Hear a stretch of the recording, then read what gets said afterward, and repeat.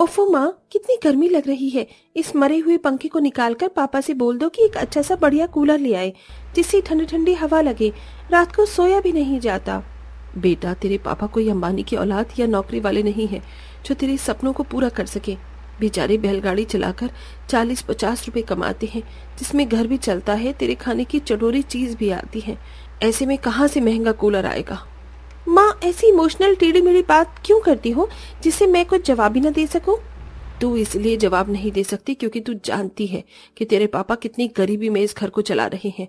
ये नहीं पता तेरे माँ बाप कैसे गर्मी में रह रहे हैं, कैसे वो बाहर काम कर रहे हैं, कैसे मैं चूल्हे पर बैठकर तेरे लिए रोटियां बनाती रहती हूँ। बस माँ, कितना सुनाओगी मुझे? पता है मैं थोड़ी सी आलसी और जिद्दी हूँ। काश मैंने थोड़ी बहुत पढ़ाई की होती तो आज नौकरी करके आप दोनों को पैसा लाकर बहुत खुश रखती, पर वो तो होने से रहा। पर जहाँ भी मेरी शादी होगी ना माँ, वहाँ मैं बहुत अच्छे से रहूंगी। ऐसे ही जगह मेरी शादी करना, गरीबी में मत कर देना।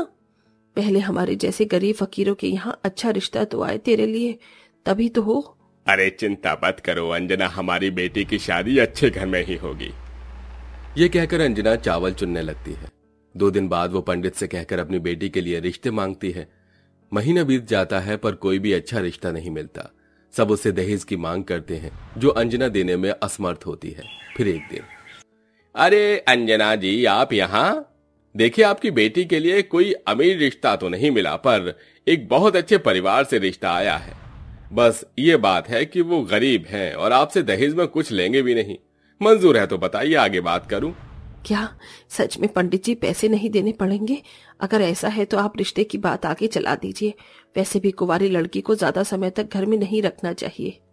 ठीक है, जैसी आपकी इच्छा। राधे राधे। कुछ ही समय में सुनीता अपने अरमानों की डोली लिए अपने ससुराल पहुंचती है, जहां गृह प्रवेश करते ही वो कच्चा मकान देखकर कहती है, माँ जी, क्या ये हमारा घर है? बहुत छोटा नहीं है? और कमरा कहाँ है? रसोई के बर्तन भी नहीं है यहाँ पर। वो बहू, हमारा एक यही छोटा सा घर है जिसमें सिर्फ एक ही कमरा है, और इन सब में अब से हम 5 जने रहेंगे। तू, मैं, हम दोनों के पति और मेरी बेटी इंदु। वो रहा तेरा बिस्तर, वहाँ आराम कर। भाभी, आपको शुरुआत में थोड़ी दिक्कत होगी, लेकिन बाद में आपको नॉर्मल हो जाएगा। और हाँ बहू, तू फिक्र मत कर, कोने में तेरा बिस्तर है, वहाँ पर्दा भी लगवा दिया है। जी माँ जी। हे भगवान, अपने इस एक कमरे के ससुराल में मैं जो अपने अरमानों की डोली लाई थी, वो अरमान कभी पूरे नहीं हो पाएंगे। सोचा था मैं गरीब हूं तो क्या हुआ, लेकिन ससुराल अमीर मिलेगा, लेकिन यहाँ तो मेरे घर से भी ज्यादा बदतर हालत है। अपने टूटे अरमानों से समझौता कर सुनीता अपने एक कमरे के ससुराल में आशियाना सजाने लगती है। 2 दिन में ही वो अपने ससुराल की जिम्मेदारी को अच्छे से संभाल लेती है। उसके बनाए खाने से ससुराल वाले बेहद खुश थे। अरे वाह बहू, तूने बहुत बढ़िया खाना बनाया है। माफ करना बेटी, हम बहुत गरीब हैं। शगुन में देने के लिए सोना चांदी नहीं है, पर यह चांदी का सिक्का है जो दिवाली के समय लक्ष्मी पूजन में निकाला जाता है। अब से तू इसे अपने पास रख। शुक्रिया पापा जी, मेरे लिए यही बहुत है। सुनीता, तुम्हें इस घर में कोई तकलीफ तो नहीं हो रही ना? होती है राघव जी, बहुत तकलीफ होती है, और चूल्हे पर खाना बनाना बहुत मुश्किल है इस गर्मी में। काश आप एक कूलर ला पाते। क्या हुआ? तुम कुछ कहना चाहती थी, कह नहीं पा रही हो? जी कुछ नहीं। सुबह से शाम हो जाती है। सुनीता इस एक कमरे के कोने की रसोई में चूल्हे पर खाना बनाती है, जिससे बहुत ज्यादा गर्मी लगती है। ऊपर से एक ही कमरे में सारे ससुराल वाले रहते थे, इस वजह से और गर्मी का तापमान दुगना लग रहा था। हे भगवान, देखो तो सही कैसे पसीना आ रहा है मुझसे। तो ये गर्मी काटे ही नहीं कट रही। अब किस मुंह से कहूँ इन लोगों को से कि एक कूलर ही लगा दो। अरे बहू, रोटी जल गई, कहाँ ध्यान है तेरा? सॉरी माँ जी, वो गलती से हो गया। सुनीता उस रोटी को हटाकर दोबारा रोटी बनाती है। जैसे तैसे गर्मी में परेशान होकर सुनीता खाना बना देती है, पर रात को गर्मी से उसे नींद ही नहीं आती। ऊपर से मच्छर परेशान करने लगते हैं, जिन्हें वो मारने के लिए ताली बजाती है। ओहो, इन मच्छरों की तो ऐसी की तैसी, ये तो मुझे सोने ही नहीं दे रहे, और मेरे पति को देखो कितने आराम से सो रहे हैं।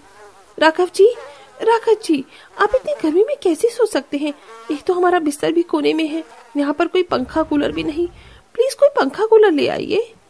अरे यार, क्यों परेशान कर रही हो? बहुत नींद आ रही है, सो जाओ, अभी पैसे नहीं है।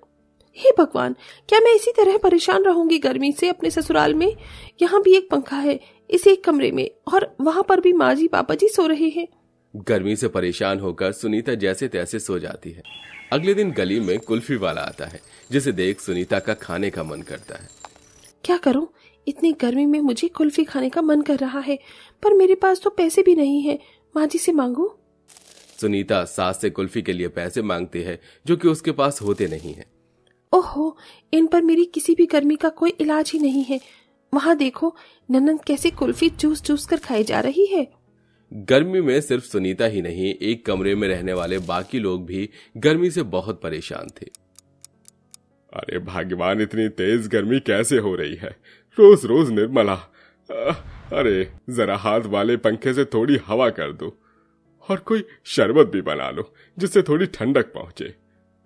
पर इतने में सुनीता नींबू का शरबत बनाकर सबके लिए ले आती है। अरे बहू, तू तो मेरे मुंह से निकलते ही नींबू पानी बनाकर ले आई। क्या करूं पापा जी, मेरा ससुराल एक कमरे का बना है, इसीलिए एक कोने में हम सब हैं, और हमारी रसोई भी तो यही है। मैंने सुन लिया और नींबू बचे थे तो मैं नींबू पानी बनाकर ले आई। ऐसा नहीं हो सकता कि हम कूलर लगा लें? बहुत गर्मी लगती है। बहू, गर्मी में कूलर बहुत ज्यादा महंगे हैं इस वक्त, और पैसे का ठिकाना कहीं से नहीं है। मैंने रात को राघव से बात की थी, वो नई जगह पर लगा है, उसे 2 महीने से पहले पैसे नहीं मिलेंगे। हाँ बहू, 2 दिन बाद खाना खाने के लिए तरसना पड़ेगा। माँ जी, ऐसे तो हमारा बहुत बुरा हाल हो जाएगा। हाँ भाभी, पर इस गर्मी की मार झेलने के अलावा और हम कर भी क्या सकते हैं? 2-4 दिन बाद गर्मी से सबका हाल बुरा हो जाता है। सास ससुर के माथे पर, गर्दन पर घमौरी होने लगती है, जिस वजह से वो खुजली करते रहते हैं और लाल लाल रैशेस पड़ जाते हैं, जिसे ठीक करने के लिए सुनीता एलोवेरा के पेड़ से जेल लाकर लगा देती है। शुक्र है बहू, तूने ये हम दोनों के लगा दिया, वरना गर्मी से तो बहुत ज्यादा जलन पड़ रही थी। अरे माँ जी, ये तो मुझे पता था, इसीलिए मैंने कर दिया। आप आराम कीजिए, दोबारा जलन हुई तो ये जेल सूख गया तो आप वापस ये लगा लेना, कटोरी में रखा है। ठीक है बहू। गर्मी से इस घर में सबकी हालत खराब है, और मुझे भी ज्यादा पढ़ाई लिखाई आती नहीं, तो क्या हुआ, किसी के घर पर नौकरी मांग लेती हूँ, वही काम करके कुछ पैसे कमा लूंगी, कूलर या एसी तो लगा के ही रहूंगी। सुनीता ये सोचकर घर से बाहर काम ढूंढने चली जाती है। गर्मी में चलते चलते उसे 3 घंटे हो जाते हैं, और फिर एक सेठानी के घर नौकरानी का काम मिल जाता है। अब घर का काम करने के बाद दोपहर के 12 बजे धूप में सुनीता सेठानी के घर जाकर साफ सफाई करती है, और फिर शाम तक वापस आ जाती है। ऐसा करीब 2 महीने तक चलता है। 2 महीने बाद दोनों की पगार आ जाती है, जिससे सुनीता घर में एसी लाने की बात करती है। अरे बहू, तू ये क्या बात कर रही है? इस घर में एसी लाने वाली है? हाँ माँ जी पापा जी, दरअसल मैं काम करके पैसे इकट्ठे कर रही थी, और अब तो जून का महीना आ गया है, गर्मी से बुरा हाल है। पर सुनीता, हमारा घर कच्चा है, ये एसी नहीं झेल पाएगा।